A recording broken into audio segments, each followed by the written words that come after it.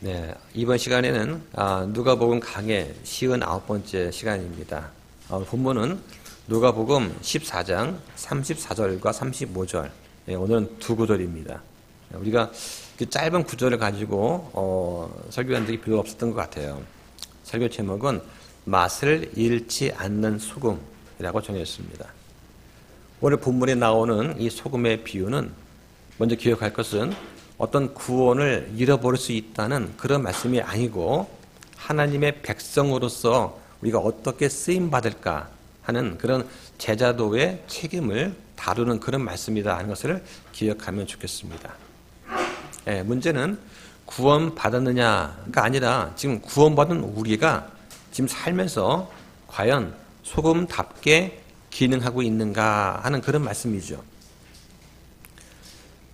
예수님 말씀 가운데 짧지만 가장 무서운 비유 중에 하나가 오늘 소금의 비유라고 할 수가 있습니다. 오늘 본문에 보면 14장 34절에 소금은 좋은 것이지만 만일 소금이 제 맛을 잃으면 무엇으로 그것의 맛을 내겠느냐고 하십니다. 주님께서 소금이 귀하다는 그 이야기를 설명하지 않으세요. 왜냐? 이미 다 알고 있기 때문에 그렇습니다. 오늘 이 질문의 말씀은 어떤 답을 요구하시는 그런 것이 아니라 뭔가를 지금 강조하시기 위한 그런 질문이다 하는 것을 우리가 알 수 있을 것 같아요. 맛을 잃은 소금은 다시 회복될 수 없다라고 하는 것이죠. 그러면 이 소금은 과연 누구를 가리키는가, 또 맛을 잃는다는 게 뭔가 하는 것을 오늘 한번 초점을 두고 설명을 드리려고 합니다. 자, 소금은 누구를 가리키는가? 1차적으로는 하나님 백성이에요. 이스라엘입니다. 마태복음 5장 13절에 보면 너희는 땅의 소금이라 말씀을 하십니다. 너희는 땅의 소금이지만 만일 소금이 제 맛을 잃으면 무엇으로 그것을 짜게 하겠느냐? 그 뒤에는 아무 데도 쓸모가 없어서 밖으로 던져져서 사람들의 발밑에 밟힐 뿐이다. 그 말씀을 하시죠. 예수님께서 말씀하시는 너희는 누구일까요? 먼저는 이 말씀을 듣는 12 제자들이고 더 넓게는 이스라엘 전체를 가리킨다고 할 수가 있습니다. 하나님께서 바벨탑 사건 이후에 모든 민족을 흩으셨습니다. 근데 그때 가장 작은 민족이 있었는데 바로 이스라엘이죠. 이 이스라엘을 하나님께서 택하시는 거예요. 저는 이제 생각해 봅니다. 이스라엘, 그러면 위로는 아시리아가 있고 밑으로는 이집트가 있어요. 그렇죠? 그 사이 끼어 있습니다. 그러니까 계속해서 이 두 민족한테 핍박을 받은 민족이죠. 그거에 비하면 우리나라는 어떻습니까? 위로는 중국, 그렇죠? 또 뭐 몽골도 있을 것이고 밑으로도 일본. 우리도 역시 이스라엘 못지않게 많은 핍박을 받은 민족이라고 할 수가 있죠. 근데 왜 하나님께서 한국 사람들을 택하지 않으셨을까? 저한테 궁금했어요. 근데 지금 생각해 보면 한국 사람들은 외적의 침입이 있을 때마다 똘똘 뭉쳐가지고 그걸 극복해낸 민족이죠. 그렇죠? 그러니까 반만의 역사 중에서 거의 1000번에 가까운 침략을 받으면서 거의 5년에 한 번씩 전쟁을 치렀던 민족이란 말이죠. 그런데 남아 있습니다. 한편으로는 한국 사람들은 자기 스스로 힘으로 살아남을 수 있는 민족이 아닌가. 그래서 하나님이 너희 말고 저 이스라엘은 내가 없으면 그냥 넘어질 수밖에 없는 민족이야. 그러니까 가장 수가 적고 약한 민족인 이스라엘을 택하지 않았을까 하는 생각을 이제 해보게 됩니다. 그래서 성경에 보면은 신명기 7장 7절에 뭐라고 되어 있느냐? 주께서 너희를 친히 사랑하시고 너희를 택하신 그 이유가 뭐냐? 너희가 다른 어떤 백성보다 수가 더 많기 때문이 아니라 너희는 모든 백성들 가운데 수가 가장 적다고 하십니다. 그러니까 자기들 힘으로 똘똘 뭉쳐봐야 아무것도 할 수가 없는 가장 연약한 민족을 고르신 거예요. 그래야 그 민족을 통해서 역사하시는 걸 통해서 다른 이방 민족들이 저 민족은 하나님의 계심을 입증하는 그런 민족이구나 하는 걸 드러내기 가장 적합한 민족이었던 것이죠. 하나님의 선택이 사람의 어떤 공로와는 전혀 무관하다 하는 것을 분명히 보여줄 수 있는 민족이다 하는 것이죠. 근데 만약에 대한민국을 선택하셨다면 아마 안 그럴 거예요. 고구려 백제 신라가 내가 했다라고 하지 않을까. 네, 그런 민족이기 때문에 한국은 아마 제외 대상이 아닐까 싶습니다. 하나님께서 이스라엘 통해서 자신을 계시하시기를 원하셨습니다. 이스라엘이 어떤 사랑받을 만한 존재여서가 아니라 하나님께서 사랑하시기로 결정하셨기 때문에 택하신 거예요. 예. 사람의 공로는 전혀 들어가 있지 않다는 것을 보여주시기 위한 것입니다. 따라서 누구도 사랑할 수 없다고 하는 것이죠.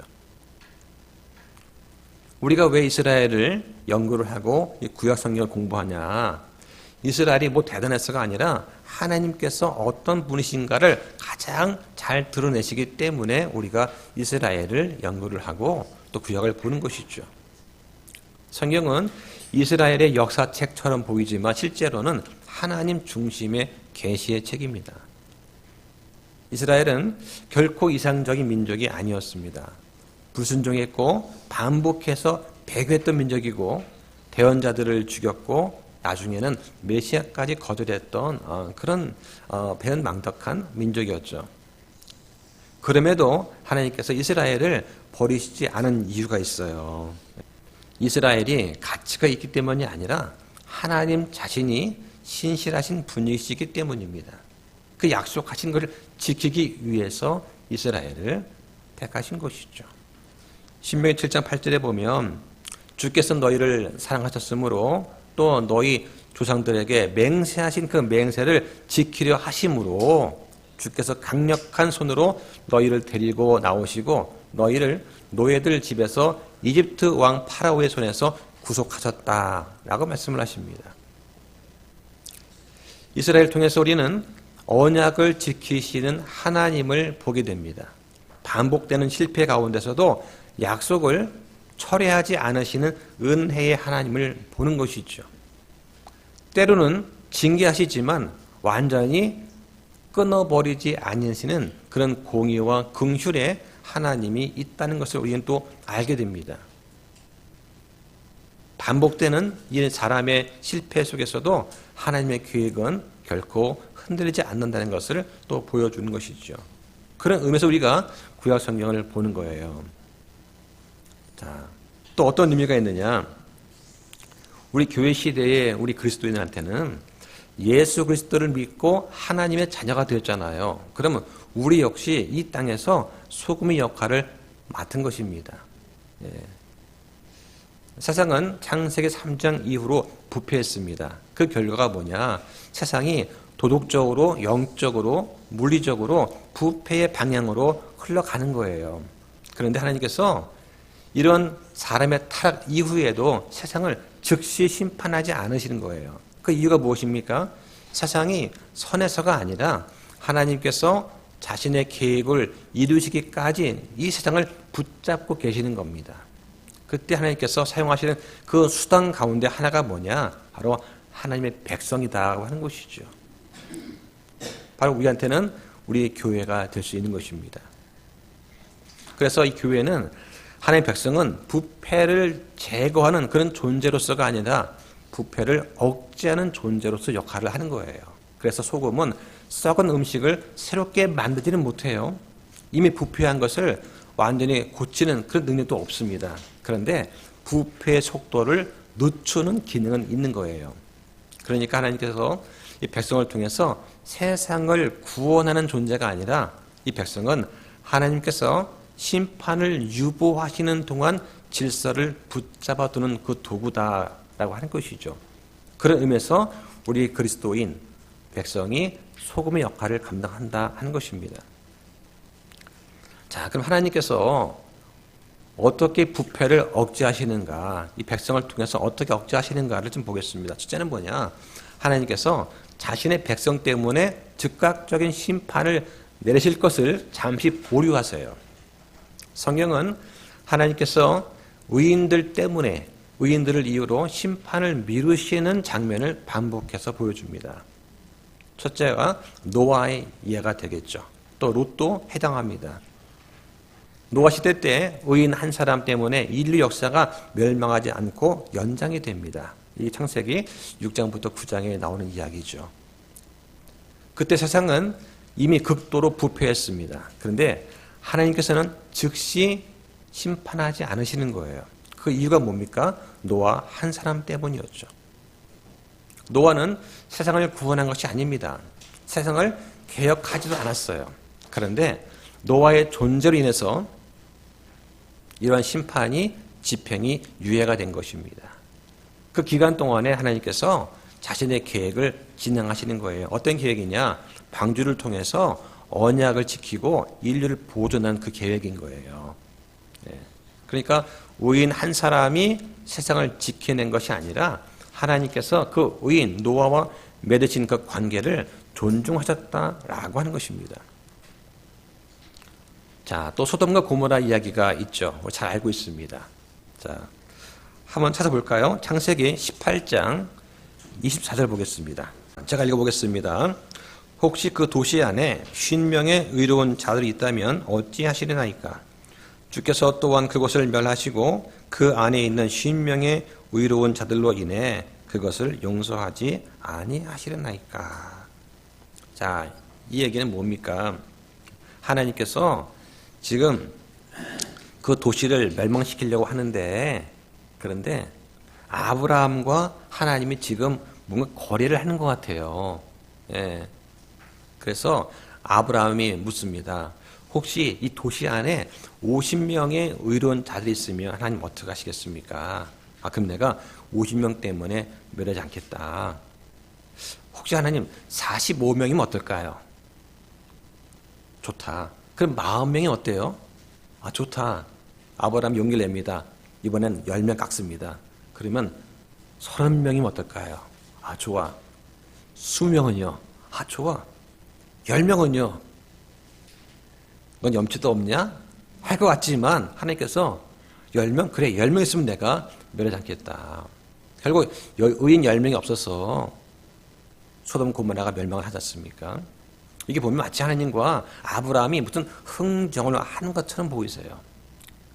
그럴 때마다 하나님께서 용서하겠다는 그 허락의 기준을 계속 낮추시지만 결코 공의를 포기하지는 않으십니다. 이때 중요한 게 뭐냐? 하나님께서 한 번도 화를 내지 않으셨다고 하는 사실이죠. 50명 시작해서 10명 내릴 때까지 하나님께서 꼭 참으시면서 그 10명까지도 봐주겠다. 그런데 궁금하죠? 왜 5명은 안 됐을까요? 자, 이걸 보고서 이제 보통 어떻게 보냐? 구약에서 보통 한 그 회당이 존속할 수 있는 기준이 뭐냐? 10명이거든요. 10명이 모여야지만 회당이 하나 세워질 수가 있습니다. 보통 이제 10명은 형제를 말하는 거예요. 형제가 가면은 거기에 딸린 이제 뭐 자매나 자녀가 있을 테니까 형제 10명이 있어야 회당이 구성이 되죠. 이 아브라함은 흥정하듯이 무작정 숫자를 이렇게 말한 게 아니에요. 아브라함은 하나님께서 어떤 분이신지를 알고 있었기 때문입니다. 거기 25절에 뭐라고 되어 있습니까? 온 땅의 심판자께서 위롭게 행하셔야 하지 아니하리까. 이 질문은 아브라함이 하나님께 도전하는 것이 아니라 하나님을 신뢰하는 고백의 말씀이다. 아브라함은 이 하나님의 공의가 의인을 악인과 함께 멸하지 않는다는 그 전제 위에서 지금 말하는 것입니다. 그러면 하나님께서 대답하신 그 핵심 뭐냐? 하나님의 공의가 어떻게 작동하는지를 보여주시는 거예요. 의인이 몇 명인가 그 숫자가 중요한 것이 아니라 의인이 있는가 존재하는가 그 자체가 심판이 유예가 되는 근거가 된다 하는 것이죠. 그래서 이 히브리인들의 그 생각 속에는 10명 정도가 어떤 공동체를 구성하는 최소 단위를 본 것입니다. 하나님은 그 소돔에 의인 10명이 없다는 거 알고 있었습니다.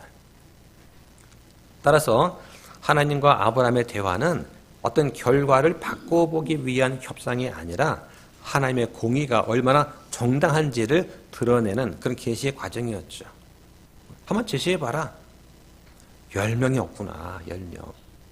네. 결국 소돔은 멸망했지만 의인 롯 한 사람은 건지셨습니다. 자, 그럼 질문 나올 수 있죠. 의인 롯 한 사람이라고요? 아니지 않습니까? 딸도 있잖아요. 딸들도. 그런데 이 딸들의 구출은 의로움 때문이 아니라 아버지 롯과의 관계 때문에 구출된 거예요.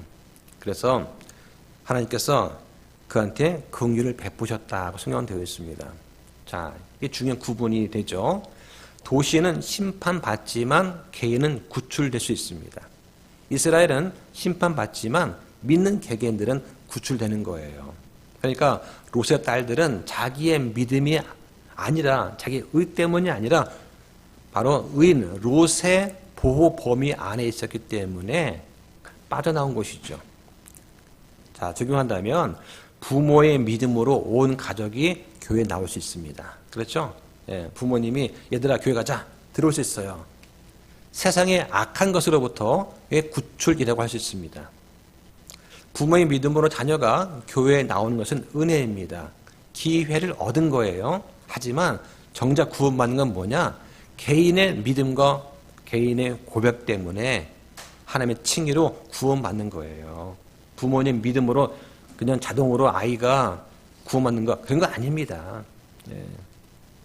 부모님을 교회에 모시고 왔다고 해서 자동 구원받는 그거 아니에요. 예. 교회 와서 말씀을 듣고 복음 문제를 듣고 깨닫고 복음을 내가 받아들이도록 기회를 주는 것이죠. 예. 이게 바로 그 가정에 믿는 자녀와 믿는 부모를 주신 목적입니다. 예.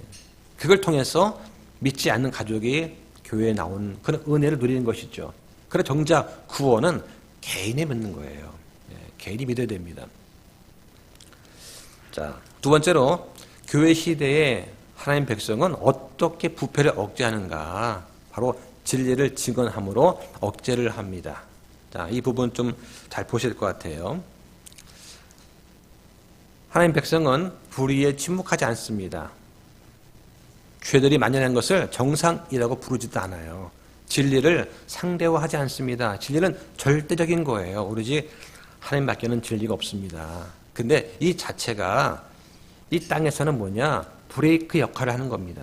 너희는 세상의 빛이라고 말씀을 하시는 것처럼 이 빛은 어둠을 점진적으로 제거하는 것이 아니라 빛을 비추는 즉시 어둠을 물리치고 제거하는 것이죠.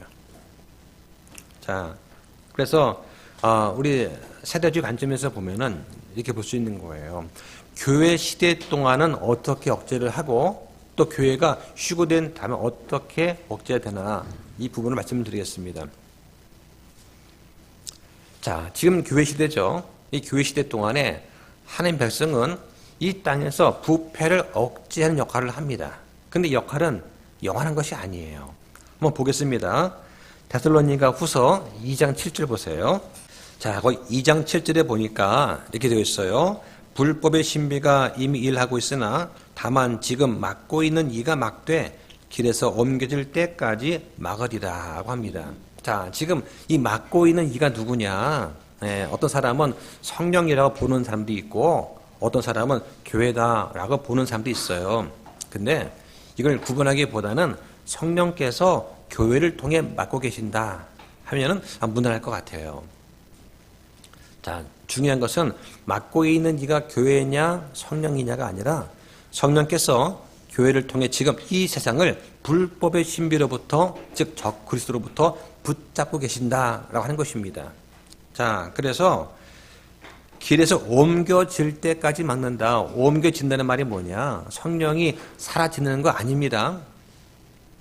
하나님께서 이 세상에서 떠난다고 말하는 것도 아닙니다. 성령님이 하시는 그 사역이 있는데 그 중에 교회를 통해 이 불법의 신비가 전면적으로 폭주하는 것을 억제하는 그 사역이 있어요. 그 사역이 끝난다는 그런 뜻입니다. 자, 그래서 교회가 휴거되는 것, 들림받은 이후에는 어떻게 되는가? 교회가 휴거하면, 즉 성령님께서 교회 안에 거하시는 그 사역이 종료가 되면 그러면 그 사이 끝날 때 불법의 삶이 드러나는 것이죠. 그 다음 9절 8절에 그 뒤에 저 사악한 자가 드러나리다 말씀을 합니다. 그러니까 성령님은 환난기 때 사라지는 것이 아니라 하나님의 심판이 정당하다는 걸 입증하기 위해서 저 그리스도를 막지 않는다라고 하는 것이죠. 그때 세상은 악한 본래의 모습이 온전히 드러나게 됩니다. 부패가 급격하게 가속화됩니다. 대환란과 저 그리스도 시대가 열리게 되는 것이죠.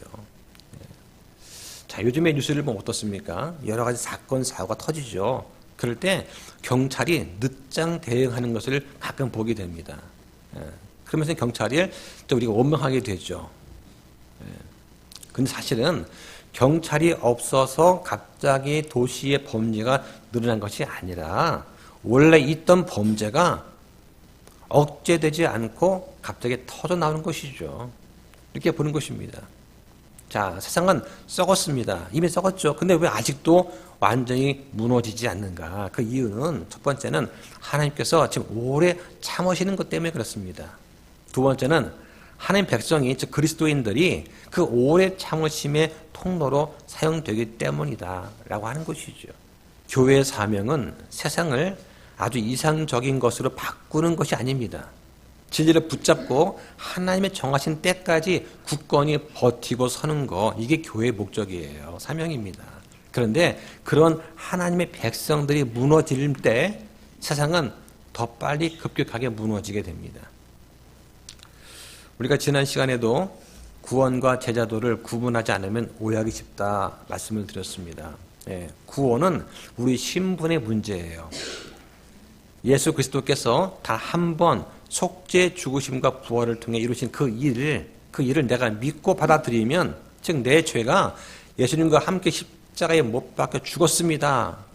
그걸 내가 믿고 받아들이면 구원은 단번에 완성되는 거예요. 순식간에. 어떻게? 믿음으로 은혜로 되는 것입니다. 그런데 제자도는 다르다 했죠. 제자도는 우리의 삶의 순종을 통해서 드러나야 됩니다. 선택의 문제예요. 내가 치러야 할 대가가 있습니다. 내 십자가를 지고 가야 됩니다. 내 뜻과 하나님의 뜻이 충돌할 때 내 것을 내려놓겠다는 그런 계산, 그런 대가가 있어야지만 이 제자도가 성립이 되는 거다. 그래서 계속한 지속되는 그런 순종이 요구됩니다. 예수님께서는 자신을 따르는 모든 사람들을 다 제자로 인정하지 않으셨어요. 그럼 누가 제자 삶을 사는가? 오직 열매 맺는 사람들만이 제자 삶을 살 수가 있다 하는 것이죠. 이 열매는 구원의 조건이 아니라 구원의 결과이고 제자도의 증거가 됩니다. 성경에 너희가 열매를 많이 맺으면 이로써 너희가 내 제자인 줄 알게 된다고 말씀을 하십니다. 자, 중요한 것은 뭐냐? 열매가 없으면 구원받지 못했다가 아니에요. 내가 열매가 없으면 내가 제자로 살고 있지 못하다라는 뜻입니다. 자, 여기서 이제 우리가 하나 구분해 볼 것이 있어요. 바로 제자도의 바른 뜻하고 주제권 구원이라고 하는 것에 오해가 있을 수 있다. 사람들이 이건 잘 말을 하지는 않지만 정확히 구분돼야 됩니다. 자, 여러분들 제가 이제 주보에도 정리해 놨어요. 그래서 구원은 믿음으로 단번에 얻는 것입니다. 그렇죠? 그 다음에 제자도는 내가 구원받은 이후에 내가 내 의지를 가지고 선택하는 거예요. 내가 주를 위해 살겠습니다 하는 것이죠. 그러면 그 열매가 맺히는데 이 열매 가지고 내가 나중에 보상과 책임의 문제가 생긴다. 그러니까 순종하지 않는 그리스도인 있죠. 이걸 육신적인 그리스도인 부릅니다. 육신적인 신자도 구원은 받아요. 구원은 받습니다. 그런 다음에 내가 구원받은 다음에 점진적으로 성장해 나가죠. 이걸 성화라고 합니다. 구원받으면 처음에 영적 어린아이였다가 말씀을 통해 계속 성장하게 됩니다. 그렇죠? 자, 이 정상적인 것이죠. 그런데 주제권 구원은 뭐냐? 로드십 셀베이션은 뭐냐? 순종하지 않으면 구원받지 못한 걸로 보는 거예요. 제자도를 구원의 조건으로 봅니다. 열매를 구원의 진위 판단 기준으로 삼아요. 그래서 순종하지 않는 신자는 저 사람은 구원받지 못했군 라고 판단해 버립니다. 그래서 영적 어린 아이를 인정하지 않으려고 한 거예요. 구원받았으면 당연히 순종해야지, 이렇게 어린 아이 부분을 빼버리고 곧장 성숙한 그리스도인만 요구하는 거, 이게 주제권 구원이다 하는 것입니다. 그래서 이런 주제권 구원의 가장 큰 문제가 뭐냐, 이 제자도에 요구되는 것들을 구원의 조건으로 끌어올리는 거예요. 그러나 성경은 구원은 받았어도 보상받지 못하는 성도가 가능하다는 것을 분명히 말씀을 합니다. 그렇죠? 자, 여기까지 정리를 하면 뭐냐, 하나님께서 세상을 구원받은 자들 때문에 당장 심판하지 않고 오래 참으신다. 그들 가운데서 순종하는 제자를 통해서 이 질서를 붙잡고 계신다 하는 것입니다. 모든 신자는 하나님의 자녀입니다. 그런데 모든 자녀가 다 제자로 살지는 않는 거예요. 구원은 믿음의 문제고 제자도는 선택과 헌신의 문제다 하는 것입니다. 이거를 잘 우리 구분을 할 수 있어야 되겠다 하는 것이죠. 자, 본문 돌아와서, 자, 그럼 소금 얘기인데요. 자, 소금의 기능이 두 가지가 있어요. 하나는 맛을 더하는 기능이 있고, 또 하나는 부패를 방지하는 그런 기능이 있습니다. 자, 이때 당시 소금을 어떻게 구했느냐? 이스라엘 지도를 보면은 거기에 한가운데 사해가 있습니다. 그렇죠? 사해가 있어요. 이 사해에서 바닷물을 채취해가지고 거기서 이제 소금을 얻는 거예요. 거기에는 소금 성분, 요만아톰도 있고, 석고도 있고, 흙도 있고, 미네랄이 막 섞여 있습니다. 그런데 이 소금을 걷어서 쌓아놓지 않습니까? 이렇게, 그죠? 그러면 이제 습기도 차고, 비도 오고, 시간 지나면서 거기에 있는 짠 성분이 빠져나가요. 그러면 겉모습은 소금인데 소금의 맛은 없는 그냥 가루만 남게 됩니다. 자, 이런 소금은 음식에도 못 쓰고 제사에도 못 써요. 예, 구약 때는 이 소금을 제사, 헌물에도 사용했습니다. 결국은 길이나 밭에 뿌려서 미끄럼 방지용 정도로만 사용한다. 이게 밖에 던진다라는 그런 말씀의 배경이 되겠죠. 예.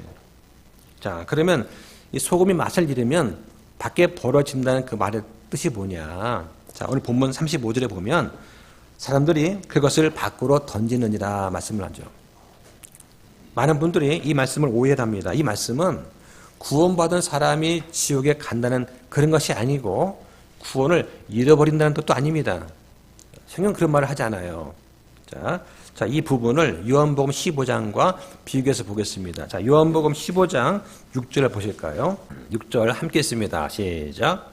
사람이 내 안에 거하지 아니하면 가지처럼 버려져서 시드나니 사람들이 그것들을 모아 불 속에 던져 태우느니라. 자, 여기도 보니까 버려진다라는 말 나오죠. 자, 이 문맥의 초점은 어떤 구원을 말하는 것이 아니고 열매를 말하는 거예요. 자, 구원받은 모든 사람이, 모든 그리스도인이 다 제자냐? 그렇지는 않다는 것을 다 기억하셔야 됩니다. 구원받았다고 해서 모두가 다 영적으로 성숙하지는 않다는 거예요. 오직 열매를 맺는 사람만이 제자의 삶을 살 수 있는 것입니다. 자, 이 본문에 나오는 불이 뭐냐? 불 속에 던져 태운다. 이 불은 최후의 심판에서 말하는 영원한 형벌의 불이 아니고 쓸모없는 가지를 제거하는 하나님의 징계예요. 징계. 네. 자, 그러면 어떤 예가 있느냐? 성경에 보면 대표적인 인물이 아나니아와 삽비라가 있습니다. 바나바가 자기의 재산을 가져다가 사도 발 앞에 두니까 많은 교회 성도들이 바나바를 칭찬합니다. 아나니아 삽비라도 이런 칭찬과 존경 받고 싶어서 자기 재산을 팔아요. 그런데 일부는 숨기고 일부만 갖다가 내놓죠. 이 일 때문에 아나니아 삽비라가 한날 죽음을 당하게 됩니다. 즉 하나님의 쓰임에서 중단이 되는 거예요. 육체적인 죽음입니다. 구원은 받았어요. 구원 받았지만 육체적 죽음을 통해서 하나님의 쓰임에서 제외되는 겁니다. 이게 벌어진다는 뜻이죠. 자, 또 한 가지는 광야의 이스라엘 될 수 있습니다. 출애굽했습니다. 그렇죠? 출애굽은 자체가 구원이에요. 그런데 가나안에 못 들어갑니다. 그렇죠? 예. 자, 또 에베소 교회가 있습니다. 계시록에 에베소 교회를 향해서 회개하지 않으면 등잔대를 옮기겠다 말씀을 하시죠. 계시록 2장 5절에. 그러면서 에베소 교회 문제가 뭐냐? 처음 사랑을 버렸다고 하는 것입니다. 이 등잔대는 세상에 빛을 비추는 그런 교회의 사명을 말하는 거예요. 그러니까 등잔대를 옮기는 말이 뭐냐? 교회란 이름은 남아있지만 더 이상 교회로서 역할은 못한다라고 하는 것입니다. 예. 교회 간판은 있어요. 예, 간판이 있습니다. 그런데 전혀 교회로서 역할은 못하는 그런 일이 생긴다. 이게 등잔대를 옮기는 거예요. 그래서 벌어진다는 말은 지옥이 아니라 쓰임의 중단을 의미한다고 하는 것입니다. 성경에 보면 이 소금은 두 가지 사용되는데 하나는 지옥의 심판을 연결되고 또 한 가지는 언약과 희생에도 소금이 사용됩니다. 레위기 2장 13절에 보면 거기에 죽기 바치는 음식 제물 나와요. 그럴 때 헌물에 반드시 소금을 치도록 되어 있습니다. 이 소금은 언약의 표가 되는 거예요. 자, 또 마가복음 9장 48절 9절에 보면 지옥이 나오는데 지옥에서는 벌레도 죽지 않고 불도 꺼지지 않는다라고 합니다. 그 이유가 뭐냐? 불로 절여지고 소금으로 절여지기 때문에 그렇다는 얘기죠. 그러니까 소금은 정결을 위한 어떤 제물로서의 소금뿐만 아니라 심판 안에서의 보존의 개념으로 사용되는 거예요. 불로 태우되 완전히 소멸되지 않게끔 소금으로 보존된다는 그런 뜻입니다. 예수님께서는 우리의 소금이 되십니다. 만약 예수님께서 우리의 소금이 되지 않으시면 어떻게 되느냐? 다시 말하면 그리스도 안에서 정결과 생명을 얻지 못하게 되면 어떻게 되는가? 꺼지지 않는 불 속에 던져져서 불로 소금 치듯 계속되는 심판을 받게 된다라고 하는 것이죠. 자, 그럼 이 말씀이 우리한테 어떤 적용을 줄 수 있을까? 자, 우리는 지금 맛을 내고 있는 소금입니까? 아니면 맛을 잃은 소금인가 한 것이죠. 혹시 세상에서 안 믿는 사람들보다 더 썩은 냄새를 풍기지는 않습니까? 하는 것입니다. 몸이 건조한 신앙으로 비춰지지는 않는가 하는 것이죠.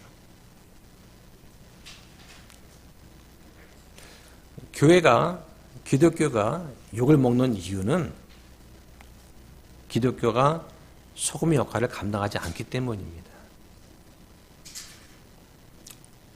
성경에 보면은 우리는 말에 소금을 두라, 소금으로 간 맞추라는 말씀이 있습니다. 우리가 말을 할 때 항상 은혜롭게 소금으로 간 맞추라고 하는 것이죠. 누군가가 위로가 필요할 때는 예를 들면 낙심할 때라든가 할 때 이미 회개하고 있는 그 사람한테는 은혜의 말로 위로해주고 격려해줄 필요가 있습니다. 그런데 회개가 필요한 사람도 있어요. 이럴 때는 어떤 때냐? 반복되는 고의적인 죄를 짓는 그 사람 앞에서는 어떻게 되냐? 짠맛으로 책망하고 경고하고 회개를 촉구해야 된다라고 하는 것입니다. 자, 그런데 주의할 것은 이 짠맛에도 잘못된 짠맛이 있고 성경적인 짠맛이 있어요. 잘못된 짠맛은 뭐냐? 말을 하면서 너는 원래 그런 사람이야. 내가 볼 때 너는 틀렸어. 이렇게 책망하듯이 말하면 짠맛은 짠맛인데 잘못된 짠맛이다. 그럼 성경적인 짠맛은 뭐냐? 형제님, 이 행동은 분명히 죄입니다. 성경은 이 문제에 대해서 이렇게 말씀합니다. 라고 알려주는 것이죠. 행위는 지적하지만 사람은 공격하지 않아야 돼요.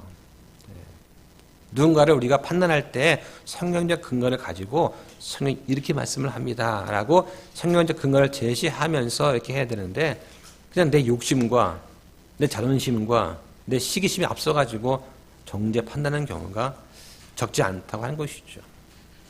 예수님께서도 죄는 꾸짖었지만 회개한 사람의 인격은 살려주셨습니다. 짠맛은 내 기준이 아니라 말씀이 기준이 되어야 돼요. 그래서 은혜 없이 짠맛만 있으면 율법주의가 됩니다. 또 짠맛 없이 은혜만 있으면 방종이 되는 거죠. 그래서 바울은 항상 은혜롭게 하되 소금으로 간 맞추라고 말을 하는 것입니다. 자, 말씀을 정리할까요? 자, 주님께서 우리한테 소금이 되라고 말씀하셨습니다. 주님 우리한테 수가 많아지라고 말씀하지 않으셨어요. 양이 아니라 기능이 중요한 것입니다. 성공이 아니라 쓰임새가 중요한 것이죠. 성경은 들을 귀 있는 자는 들을지어다 라고 말씀을 하십니다. 소금이 썩는 것이 아니라 쓸모 없어질 수 있다고 하는 것이 주님의 경고의 말씀입니다. 오늘 이 말씀을 듣고도 우리 삶이 바뀌지 않는다면 그거야말로 가장 무서운 일일 것입니다. 성경은 항상 은혜롭게 말하라 고만 하지 않고 소금으로 간 맞추라고 말씀합니다. 위로가 필요한 때는 은혜가 먼저가 되고 회개가 필요한 그런 때는 짠맛이 먼저가 되어야 되겠죠. 성령께서 이 두 가지를 잘 조화롭게 비율을 결정을 하실 수 있도록 성령님께 우리의 생각과 감정과 의지를 내어 맡기고 순종하는 우리 모두가 되면 좋겠습니다. 자, 기도하겠습니다.